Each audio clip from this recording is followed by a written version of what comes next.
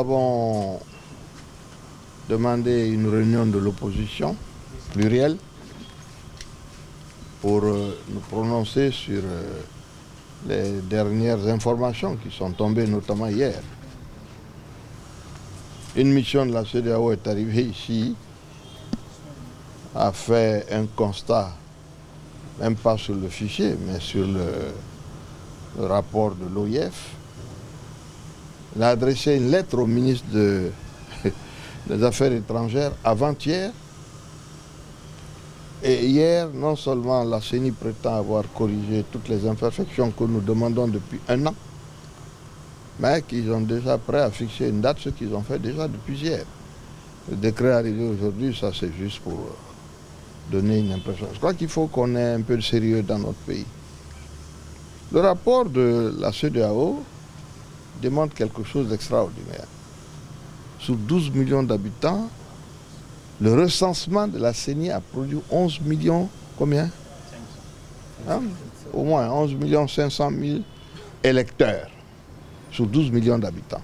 Donc, hors étranger, nous avons 100% de votants en Guinée, alors que la moyenne dans la sous-région est de 40, 41, 42%. Côte d'Ivoire, c'est même moins.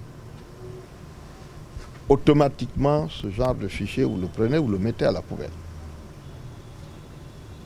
On a, paraît-il, travaillé dessus, on est arrivé à 8 300 000. Ensuite, on a fait de la cuisine interne, on est arrivé à 7 700 000.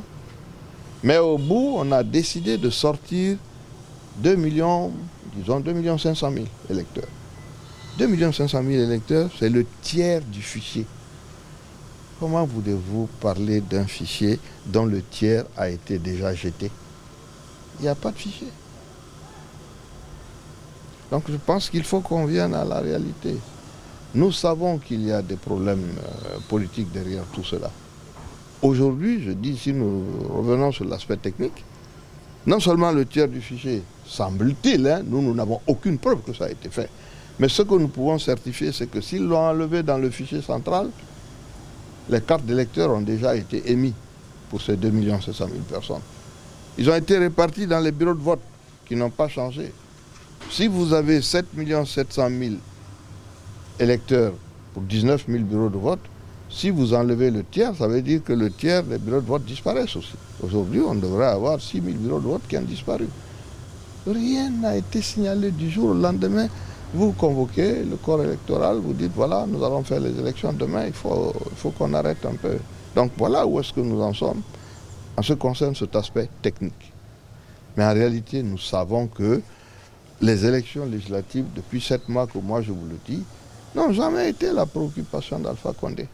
Le problème, c'est qu'il faut absolument faire le référendum avant que nous ne tombions dans les délais légaux au niveau de la CEDEAO qui empêcheraient cela. Donc il y a une course contre la montre sur les 30 jours qui arrivent. C'est pratiquement une course à mort.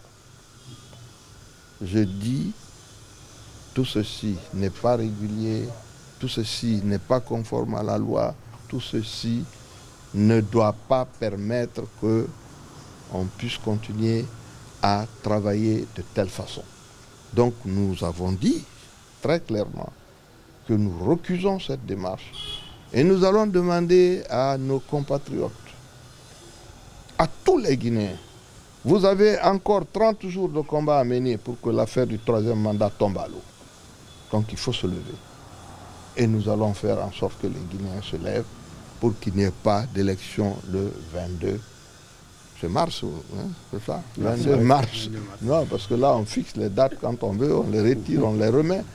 Il y a quelque chose qui m'a complètement époustouflé, c'est qu'on vous donne un prétendu rapport.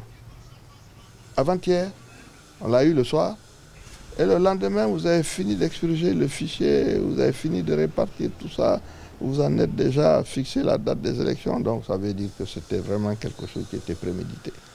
Levons-nous, battons-nous contre le 3e mandat.